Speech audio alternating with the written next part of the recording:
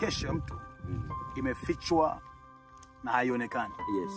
Yani ukubwa wa mtu au ukubwa wako au mafanikio yako kwa sasa hayaonekani. Lakini nikwambie ukweli, kesho yako ni kubwa kuliko vile watu wanakuchukulia leo.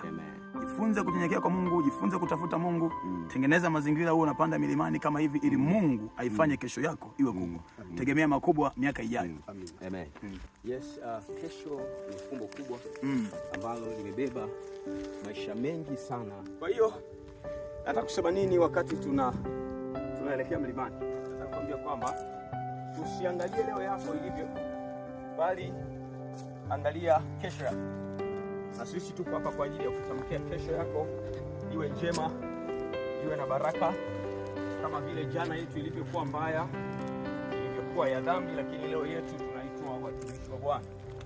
Na sisi tunakutamkia kesho yako iwe na baraka, kesho yako iwe na kuinuka, kesho yako iwe na mafanikio, katika jina la Yesu Kristo wa Nazareti, mwana Mungu aliye hai.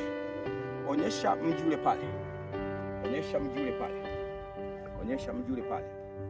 Unaona vile mji unang'aa ukiwa mbali, mataa yanavyoonekana, na kutamkia kesho yako inawili kama mji huo katika jina la Yesu.